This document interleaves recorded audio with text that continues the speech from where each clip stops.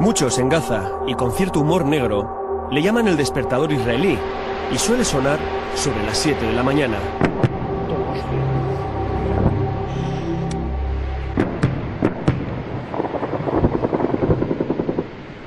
Son las cañoneras de la Marina israelí, que para que quede claro la fragilidad del alto el fuego declarado, se dedica a acosar todas las mañanas a los pescadores de langostinos de la playa de Gaza.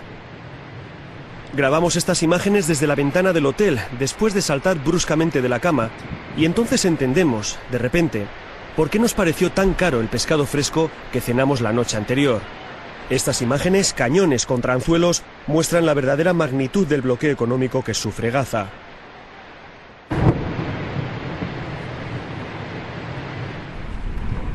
Es nuestro primer día en la ciudad tras el apagón informativo que impuso Israel a la prensa. 22 días de censura militar y propaganda, pero tuvimos fuentes dentro de Gaza, personas que nos contaban por teléfono las calamidades del día a día de una guerra.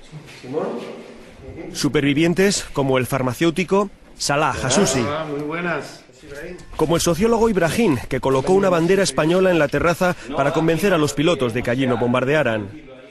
Como Hassim Farraj, un hombre que es todo sensatez y sabiduría.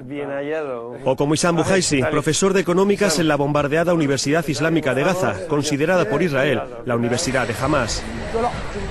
¿Esto es la reserva ideológica e intelectual de Hamás? Eso es la mentalidad de ellos. Cuando quieren dañar algo, se inventan algunos argumentos falsos para justificar su ataque injustificado. La Universidad Islámica, la más antigua de la franja, la que más alumnos tiene, es el vivero de donde han salido todos los líderes políticos de Hamás. Buhaisi insiste en que allí no hay ninguna actividad militar o bélica, aunque reconoce que casi todo su alumnado es simpatizante de la organización. Soy orgulloso de ser alumno y profesor de esta universidad, por su aporte al pueblo, a la sociedad palestina. Y eso de terroristas es una gran mentira. Que haya en la universidad carteles de los llamados Shahids, los mártires de las milicias de Hamás, no es ninguna prueba, dice Buhaisi. Pero sí es un indicio para el periodista de lo complicado que es distinguir quién es quién en el único lugar del mundo gobernado por una organización considerada terrorista por la Unión Europea.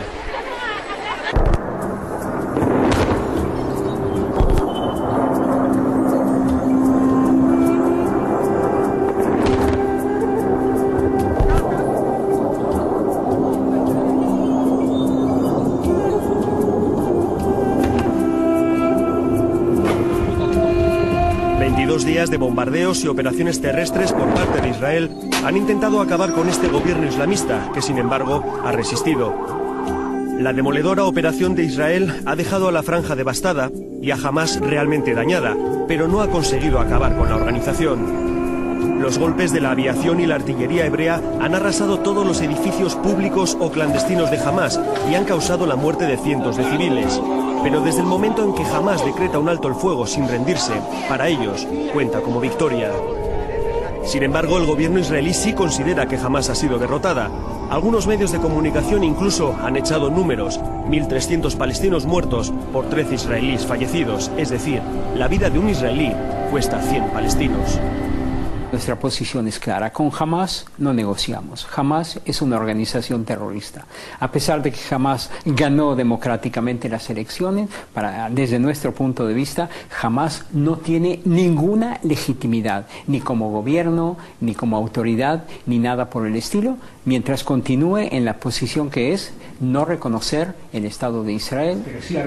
Harel es consciente de la erosión de la imagen de Israel, de que es difícil explicar que ellos se sienten las víctimas del conflicto, que es complicado convencer al mundo de que los cohetes caseros de Hamás, que han matado a 25 personas en 8 años, necesitaban una respuesta tan contundente en muertos. Que, como nos dice el gobernador de la región de Ashkol, lindante con Gaza, no les quedaba otra opción. La Franja de Gaza es un país que tiene gobierno y el gobierno es Hamás, que decidieron en vez de tener árboles y frutas y naranjas, tener misiles. Como pueden ver, Haim, criado en el particular socialismo de los kibbutz agrarios, vive en la insoportable contradicción de todo israelí de izquierdas. No existe socialismo Piensa y se expresa en claves marxistas, pero es incapaz de aplicar esas categorías a sus vecinos, a esas masas palestinas de desheredados, cuya frustración les ha llevado a echarse en brazos de Hamás. Necesito 15 segundos. Haim nos lleva al búnker del kibutz. Desde que suena la alarma por un posible cohete palestino, tiene 15 segundos para refugiarse. Acá estamos porque hay todos los días hay misiles. Ahora te voy a mostrar cuántos caen en esta zona. En el mapa nos enseña todos los lugares de su región donde han impactado los misiles. ¿Y lo verde qué es? Nosotros hasta ahora recibimos 207 misiles en esta guerra. En esta zona. En esta zona. En los días de la guerra. No cortarla porque el ejército no te va a censurar. ¿Y los verdes son los lugares donde han caído los misiles? Sí, las zonas. ¿Y lo rojo? Los rojos son donde hay sangre. ¿Donde ha habido heridos? Haim reconoce una cierta mentalidad de bunkerización. Han tenido 3 muertos en 4 años y por ello antepone la seguridad a cualquier otra consideración ideológica. De hecho, acordándose de su formación en psicología, considera que esta guerra es casi pedagogía bélica. No he entendido muy bien lo de Pavlov. ¿Cómo era la teoría? La teoría es muy simple. Da luz, al final va a entender de que la comida está acá. Dale golpes con la guerra, decirles que cada vez que reciben un misil, ellos van a recibir una bomba de 1 tonelada, hasta que ellos entiendan que la única que hay es sentarse y hablar. Como ellos optaron por el terrorismo, nosotros nos tenemos que defender, y una parte de esa defensa, lamentablemente, muy lamentablemente, es alguna limitación a los derechos humanos. Dani es un colono israelí que vive en territorio ocupado a los palestinos, a los que considera fantasmas sin alma, como esas estatuas que tiene al lado. Todas estas personas hablan de Gaza, pero ninguno conoce Gaza ni sabe cómo viven allí dentro.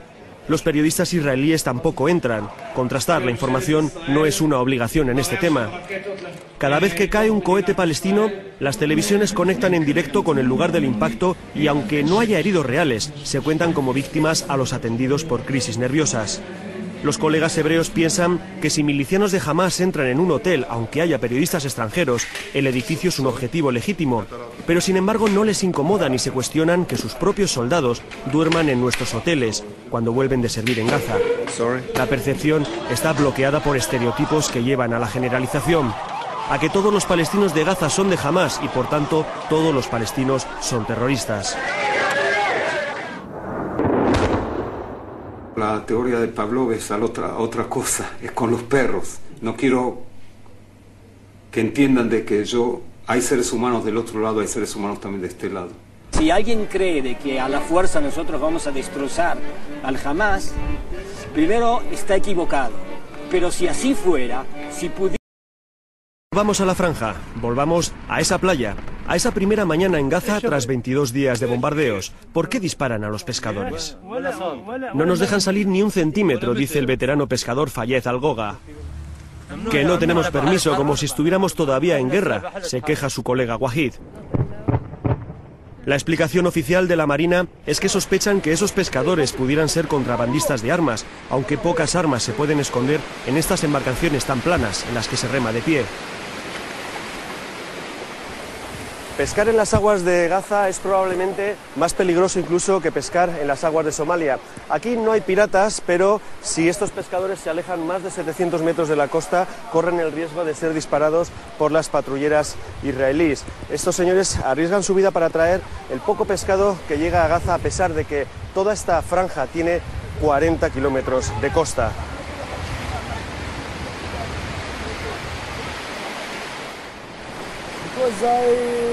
Mohamed El Rubai dice que tiene que salir, que se tiene que arriesgar, que tiene que dar de comer a sus hijos. Los disparos y las explosiones, nos cuentan, matan a numerosos peces con la onda expansiva y el resto huye hacia zonas más tranquilas, es decir, que estos hombres realmente están arriesgando sus vidas por casi nada. Hace unas semanas los misiles israelíes hundieron en este mismo puerto los pocos barcos que tenía Hamás. La destrucción en el puerto es más que evidente, como en toda la ciudad de Gaza, como en toda la franja. Gaza tiene 40 kilómetros de largo y 14 kilómetros de ancho. Aquí viven 1,5 millones de personas, con la densidad de población más alta del mundo. Lanzar un misil contra estas casas es una lotería existencial para todas las viviendas de alrededor. Hablamos con el teniente Yaniv, piloto de combate. Él sí que ha estado en Gaza estos días, en más de 100 misiones de ataque. Jamás usa la gente, usa los colegios, los hospitales, las mezquitas, lo usa como esquito humano. También lo vio en la película y también pueden ver que todo el combate en un lugar civil. Y es muy complicado. Nosotros hacemos todo lo que podemos, todo los esfuerzos para ver que minimizar lo herir los civiles. Como el piloto, todo Israel piensa que Hamás ha utilizado a la población como escudo humano, y sobre esta afirmación se construye la argumentación exculpatoria sobre los daños colaterales. El recurso de Hamás son los escudos humanos, porque es un grupo terrorista. El recurso de Israel es un ejército bien preparado.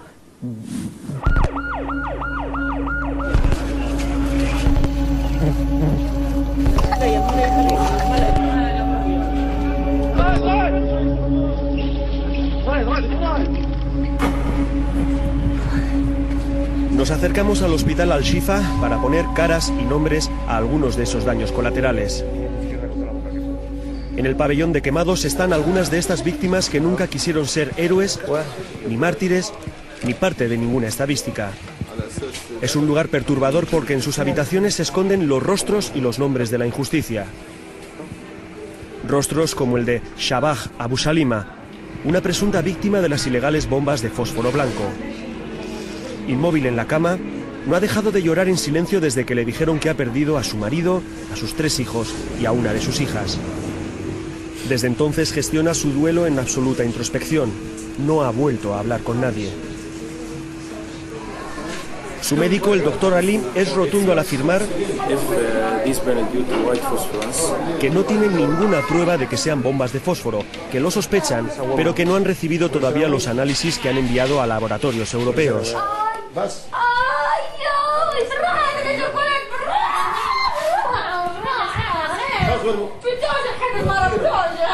En cualquier caso, las quemaduras que traen estos heridos no las habían visto nunca. Son tan diferentes, tan profundas, tan dolorosas, que han tenido que aplicar nuevas técnicas quirúrgicas como el llamado desescombrado, es decir, extirpar de cuajo todo tejido infectado, ya sea piel, músculo o hasta hueso.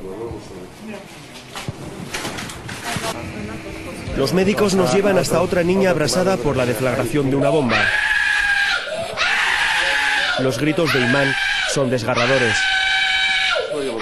Esta cría estaba en su casa, junto a una comisaría de Hamás, cuando un puñetazo de fuego entró por la ventana. Imán ha sido víctima de las llamadas armas de mortalidad concentrada, utilizadas en zonas densamente pobladas. La explosión mata todo lo que haya a 10 metros alrededor y la onda se detiene en seco. Imán estaba justo a esa distancia. Sus piernas son ahora 2 pústulas sangrantes que la destrozan de dolor en cada cura. Mamá Ahmelini solloza casi sin aire la cría. Mamá, cuídame. Es casi imposible retratar esta escena sin que a los reporteros se nos parta el alma.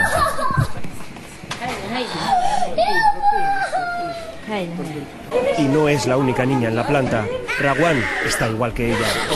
También con las piernas destrozadas y sometidas a una cura de dudosa esterilidad. Sus gritos, su terrible sufrimiento, nos aleja de cualquier comprensión racional sobre los efectos secundarios de una guerra.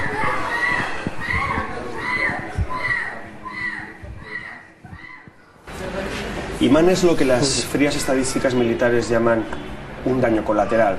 Pero Imán tiene nombre, tiene sonrisa, tiene llanto, tiene una vida marcada a fuego desde su niñez. Y como dice uno de sus doctores, tiene probablemente todo un reservorio de odio para el futuro.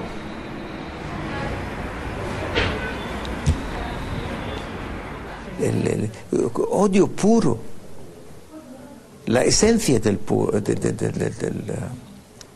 odio, Señor, la esencia.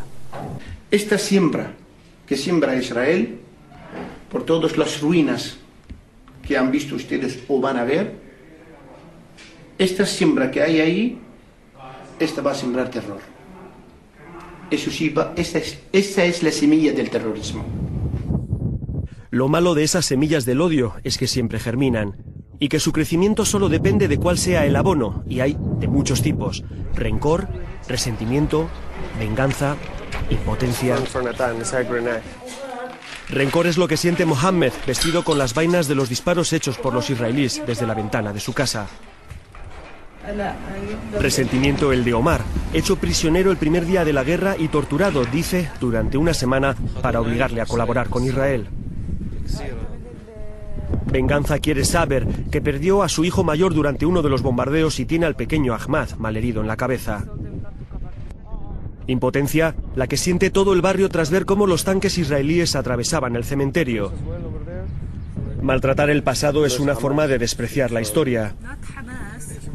Un cementerio es como un archivo histórico, una referencia temporal, porque los muertos guardan la memoria de su desaparición. Nos dicen desde cuándo están enterrados y, como dicen los vecinos, quién vive aquí desde siempre.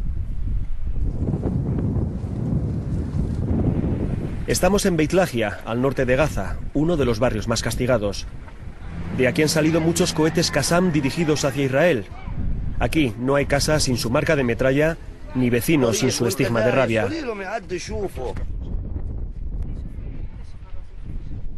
Este es un barrio miserable, donde los niños deambulan solos y descalzos por las calles sin asfaltar.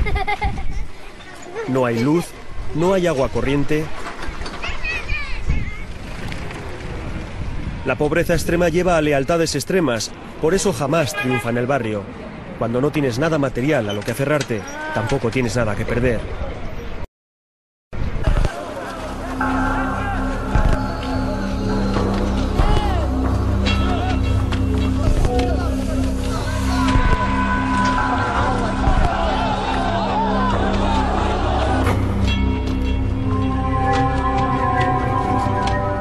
Dando un simple paseo por esta ciudad devastada, mirando todos esos edificios machacados, esas dentelladas de metralla salpicando cualquier fachada, uno no deja de pensar que quizás sean más graves las magulladuras morales en la población que los daños en las infraestructuras. El profesor de farmacia Salah Hassusi hizo un estudio entre los niños de Gaza tras la segunda intifada. Hoy está seguro de que los resultados saldrían calcados. El resultado, que sí han tenido miedo, que sí hacen la ordenación nocturna, pero cuando le preguntamos la pregunta, ¿qué piensas hacer cuando seas mayor? Dice vengar. Vengar. Vengar. ¿Vengar de mí? ¿De quién? De Israel. Hassusi no vota a Hamas, pero entiende a los que lo hacen. Se ha puesto una corbata para recibirnos, una imagen muy diferente a la que tenía durante la guerra, cuando logramos hacerle llegar una cámara para ver cómo lo estaba pasando. Entonces toda la familia dormía en el despacho, sin luz, sin agua y con toneladas de angustia en el cuerpo. Igual de mal lo pasaron en la familia Farraj, a quien también grabamos durante los días de bombardeos.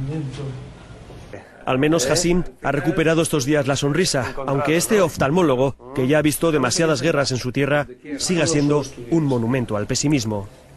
Llegará un momento en que de Gaza saldrá los más fanáticos del mundo. Nos cuenta Farraj que no han podido ni ducharse durante los 22 días de guerra. Tengo que lavar la mano toda. Cuenta que encontraron en el patio trozos del misil que reventó el Parlamento palestino a 100 metros de su casa. Nos acercamos al edificio destruido. Dos parlamentarios de Hamas han montado un improvisado despacho en las escaleras para recibir a delegaciones extranjeras. Esto era la sede del Parlamento Nacional Palestino. Los israelíes dicen que han atacado un edificio público de Hamas.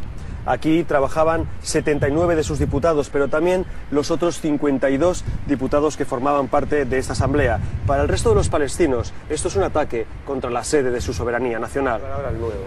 Porque ahora en Gaza manda Hamas, elegido democráticamente, pero mañana puede ser cualquier otra formación. El Parlamento debería ser el mismo, pero Israel ha decidido que todo lo que controla Hamas es de Hamas y no del futuro Estado palestino. Israel está haciendo no es contra un partido político o un grupo o milicia, es un ataque contra todos los palestinos. La destrucción masiva de Israel abarca todo lo que hemos construido en Gaza para el futuro Estado palestino está siendo destruido. Por eso también han destruido la residencia del primer ministro Ismael Haniyeh, el líder más visible de Hamás. Esta pila de escombros es todo lo que queda de la oficina en la que Cuatro le entrevistó hace ahora 2 años. Es que la comunidad internacional... Desde el concepto israelita, pero desde el concepto palestino no se puede decir que Hamás es un terrorista. Es un defensor al pueblo. Las palabras de Ibrahim, doctor en ciencias políticas en la Complutense, revelan la compleja sociología del microcosmos palestino. Extrañas. El hijo mayor de Ibrahim, policía leal a la Autoridad Nacional Palestina, fue asesinado por elementos de Hamás en las luchas fratricidas de hace 2 años. Ibrahim nunca votará a Hamás, pero nunca dirá que es una organización terrorista, sino una opción política legal que ganó las elecciones y que ahora ocupa el gobierno de Gaza. Por tanto, dice, los edificios públicos no pertenecen a Hamás, sino al pueblo. Por ejemplo, el Ministerio de Economía y Hacienda. Cuando subimos a lo que había sido un 4º piso de oficinas, varios funcionarios trataban de recuperar todo tipo de documentos, declaraciones de la renta, planes fiscales, certificados de pago. Todos estos son balances de cuentas y impuestos y tasas. Y estáis tratando de recuperar todo lo que hay aquí. Todos los archivos de este ministerio han sido destruidos. No había duplicado porque nadie imaginaba que se iba a bombardear el Ministerio de Hacienda. Esos legajos son más que números. Ahí está gran parte de la economía de Gaza, de la responsabilidad fiscal de sus gentes, de la estabilidad financiera de la franja. Y todo ha sido devorado por el fuego. Incluso nos enseñan todavía ardiendo lo que dicen que es un resto de una bomba de fósforo blanco. Dicen que esto es todavía un resto de una supuesta bomba de fósforo que todavía está ardiendo, pero bueno, es incomprobable, ¿no? Después de tantos días, no somos expertos. Hasta 16 bombas y misiles fueron lanzados contra este complejo ministerial. Un ataque que obviamente debía dejar rastros en los edificios colindantes, en el hospital Al-Quds, que resultó dañado, en la sede de la Media Luna Roja, que ardió entera, en sus ambulancias aplastadas por los escombros, en los bloques de apartamentos en los que vive gente como el catedrático de inglés, Asad Abu Sharh. Lo que Israel quiere es hacer un holocausto contra el pueblo palestino y han decidido considerar a cualquiera como miembro de Hamás. Estamos viendo una verdadera tragedia humana palestina, y la tragedia humana palestina se llama Hamás, porque ellos lo han aceptado, ya sea por miedo, ya sea porque no tienen más remedio, ya sea porque lo quieren. Vamos a entrar en el zoo de la ciudad de Gaza. Ahí está, Gaza Zoo. Un zoo siempre es una especie de termómetro de la devastación que supone una guerra, porque normalmente la gente que se dedica a cuidar a los animales no viene a trabajar durante el periodo de guerra y los animales suelen morir de inanición. Allí se ve, parece que hay un animal muerto, parece un avestruz. Es un avestruz. Uno de los 2 ejemplares que había en el zoológico de Gaza. Este es el otro. El recinto está situado en una de las rutas elegidas por los tanques israelíes para penetrar en la franja, es decir, quedó en primera línea del frente. Casi todos los animales están muertos, nos dice el director del zoo, el señor Abu Jamil. Las marcas de disparos, los cráteres de los morterazos, las jaulas reventadas o los agujeros de las esquirlas de metralla demuestran que el zoo se convirtió en un campo de batalla. Aquí han caído camellos, caballos, monos, antílopes. Y como cuenta Abu Jamil, esos animales al menos tuvieron suerte de morir rápido, porque el resto falleció de hambre tras 22 días sin comida, o peor aún, se comieron entre ellos. Este pequeño zorro del desierto, agonizante, es el último, el superviviente de los 9 ejemplares de la jaula. Ladra sin fuerza, como si se sintiera culpable de vivir después de haberse comido a los suyos. El gerente nos dice que encontraron a la pareja de leones refugiada en el edificio de administración y que ya entonces tenían esa mirada triste que Abu Jamil no duda en calificar de estrés postraumático. Para ellos yo soy un número. como dicen en árabe, safar ashmal, un cero en la... Yo no puedo permitir a mí mismo hacer un error, porque sé que si voy a hacer el error voy a matar o los soldados míos que están muy cerca, o civiles que están muy cerca de ellos. Utilizar aviones F-16 en campamentos de refugiados en Gaza simple y llanamente es un crimen de guerra. Ahora ellos nos tiran misiles a los civiles, nosotros tratamos de matar al terrorismo, digamos nosotros. Haciendo bajas civiles también. Siempre, siempre. Cuando llegas a la guerra, es la parte triste.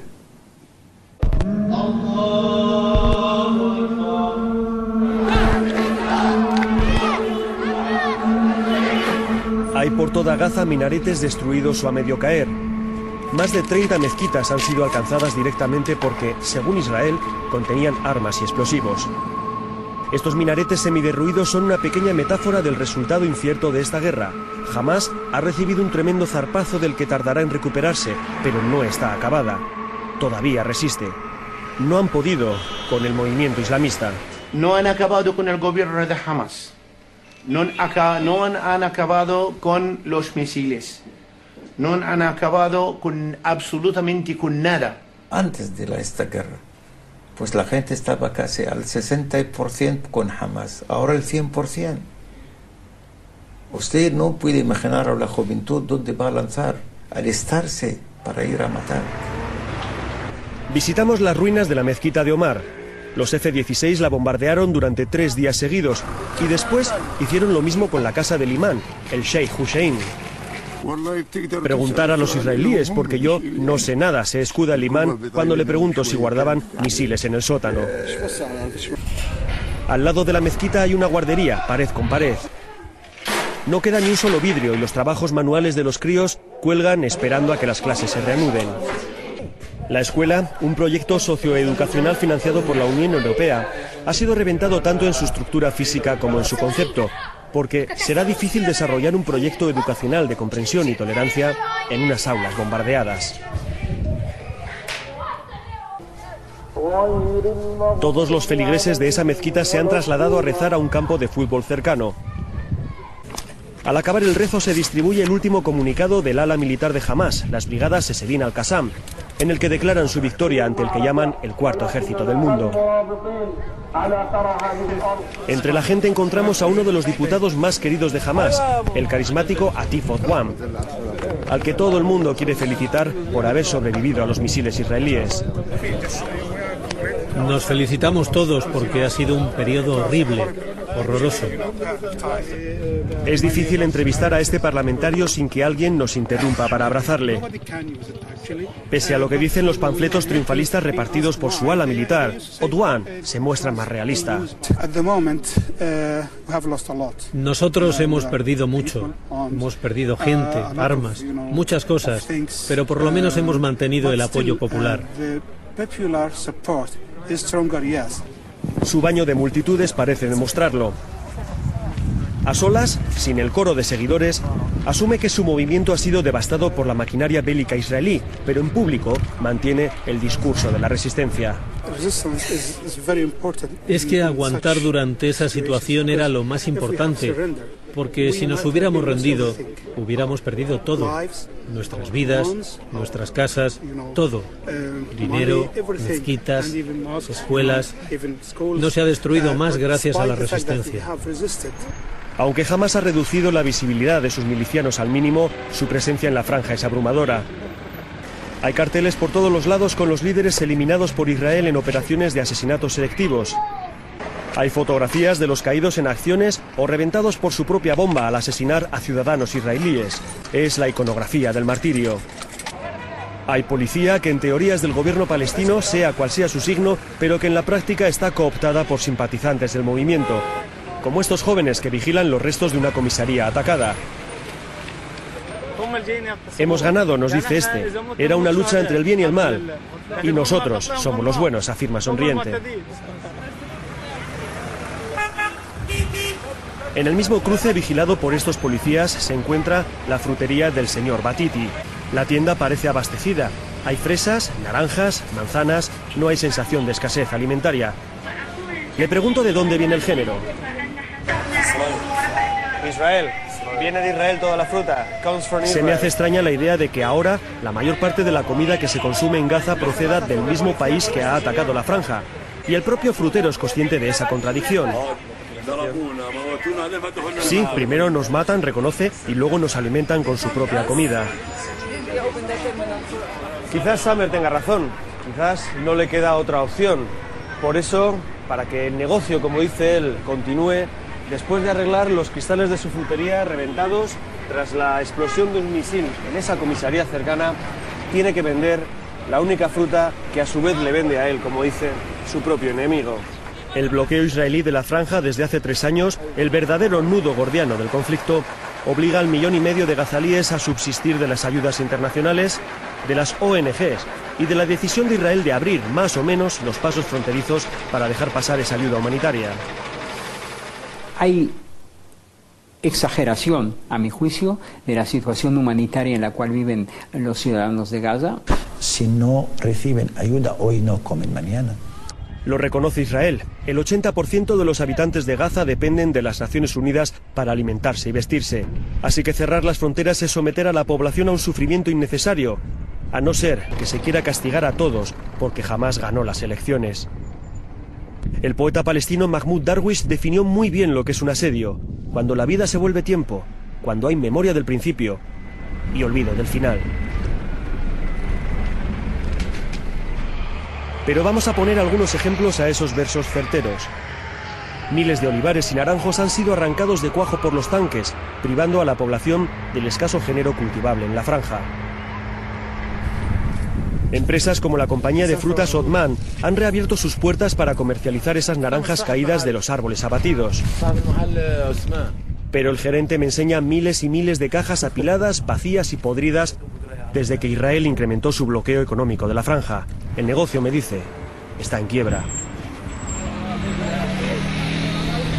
Otro ejemplo, los vecinos tienen que hacer enormes colas para conseguir rellenar sus bombonas de gas desde que Israel cerró las tuberías hace 2 meses. El invierno está siendo frío. Aquí intentan que cada bombona dure por lo menos 1 mes, es decir, se duchan con agua fría y utilizan lo imprescindible para cocinar, porque rellenar cada bombona cuesta 25 euros. Israel, saliendo de Gaza, cerró todas las puertas y se quedó con las llaves, y convirtió a Gaza en la prisión más grande del mundo. Es mucho más grave y peligrosa que Guantánamo. No creo que es esta imagen de una especie de un lugar en el cual rodeado por fronteras. La Franja de Gaza no está rodeada por fronteras. Sí hay todo tipo de vallas electrónicas que permiten conservar un poco más la seguridad de Israel. Que la prensa no haya podido entrar en Gaza durante la guerra significa que la franja se puede cerrar y está cerrada. Que ningún palestino pueda salir de allí si no es con el permiso de Israel significa que Tel Aviv mantiene el control. Quizás por eso, y quizás porque los palestinos siempre tienen hueco para el humor negro, el producto estrella de la tienda de souvenirs de Gaza es una taza que dice: sonríe, estás en la cárcel más grande del planeta. Your store doesn't look at you. This is not funny, this is fact.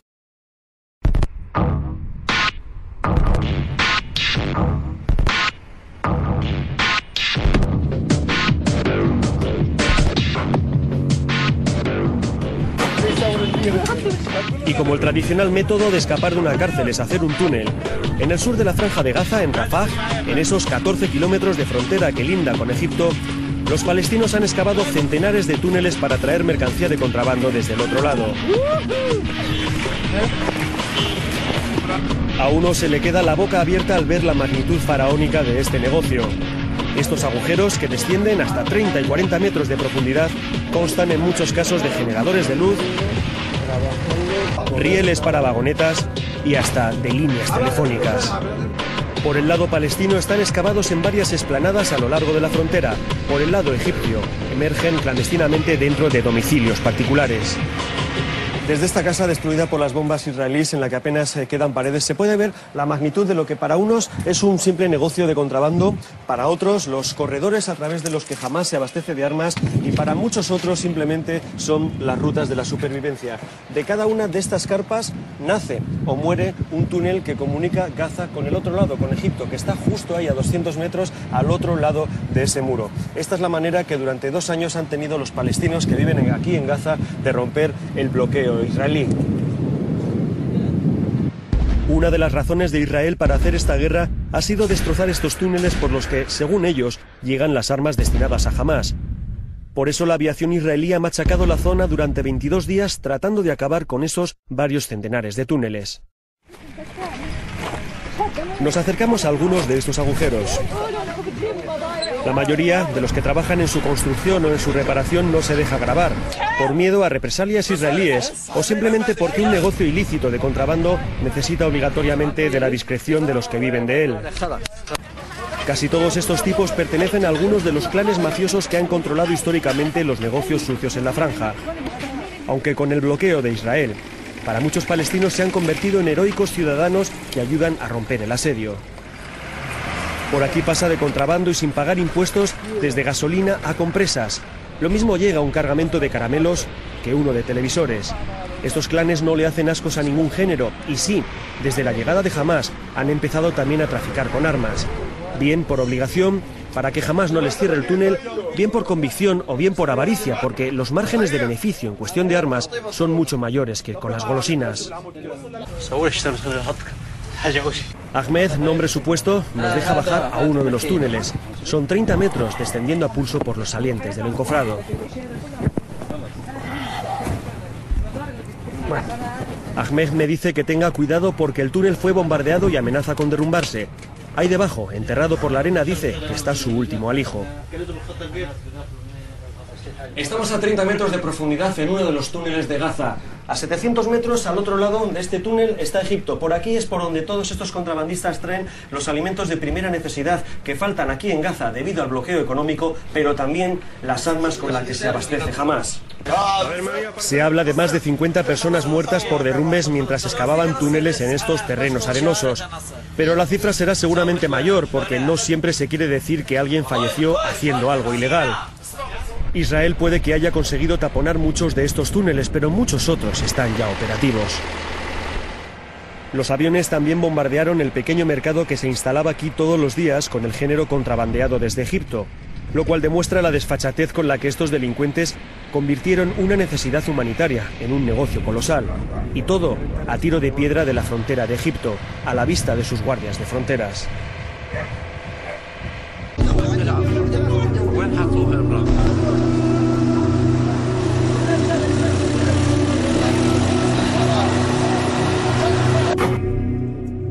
Al barrio de Zeitum le llaman en Gaza el barrio mártir, y a la familia de los Samuni, los mártires entre los mártires. Desde que acabó la guerra no han podido terminar ni los funerales ni el duelo. No hay consuelo cuando se ha perdido a 29 miembros de la misma familia. Los soldados llegaron y empezaron a disparar a todo lo que se movía, nos dice Hussam, uno de los miembros del clan. El barrio está devastado, huele a muerto y a muerte. Miles de pollos de una granja cercana perecieron en las explosiones y ahí siguen tirados. Y los servicios de rescate nos dicen que probablemente quede algún cuerpo todavía bajo los escombros. Le pregunto a Hussam si sus casas fueron quizás refugio de milicianos armados. No, me asegura, no había gente de Hamás, aquí todos somos granjeros. Mientras algunos miembros de la familia rebuscan entre las piedras para recuperar algún pedazo de su pasado, voluntarias internacionales se acercan a darles algo de confort y calor humano a una gente cuya mirada revela su estado de shock. Las Naciones Unidas les traen todos los días unas bolsas de comida que consumen a la intemperie y otras ONGs reparten entre los niños fotocopias de algunos de los artefactos explosivos o minas que pudieran hallar entre las ruinas para que no los toquen.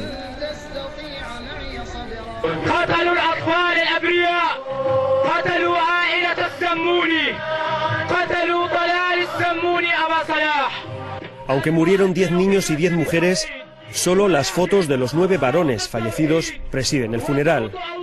Es curioso que aunque los Samuni eran granjeros y todos ellos, nos repiten, civiles, el cartel de los mártires lo firma el partido Al-Fatah. Mientras que fuera hay una escolta permanente de la policía de Hamás y al micrófono, recitando el nombre de los fallecidos y arengando a los vivos, hay un sujeto de la yihad islámica. Todos intentando patrimonializar el drama de esta familia que, asumiendo su tragedia casi como una labor patriótica, continúa su duelo entre los escombros mientras haya periodistas que lo quieran retratar. A la entrada de una de las viviendas destrozadas, los ojos de Sinab me gritan que me detenga. Le pregunto qué tal está y me contesta que sigue viva. Sinab, me explican, estaba en la casa atacada por el misil israelí y hasta que la rescataron, convivió varias horas con los cadáveres de su padre, su madre y sus 2 hermanos pequeños. La mirada de Sinab taladra cualquier conciencia. Hasta hace unos días era solo una niña de 12 años. Ahora es un adulto que ha madurado de golpe. Me asegura que tiene ansias de venganza y le contesto si de verdad sabe lo que es la venganza. Sí, me dice sin apartar la vista. Ellos mataron a mis padres y yo ahora quiero matarles a ellos. Sinab me dice que entre en la casa y busque en las paredes. El edificio fue un puesto de retaguardia de los soldados hebreos que lo dejaron lleno de restos de comida y excrementos. Los israelíes levantaron los suelos para extraer arena y fortificar la posición. Y algunos de ellos pintaron las paredes con grafitis en los que se dice «Moriréis todos» o «Podéis correr, pero no podéis esconderos».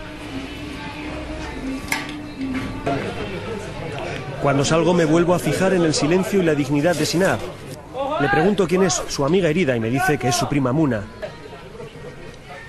Muna también perdió a sus padres en el mismo ataque.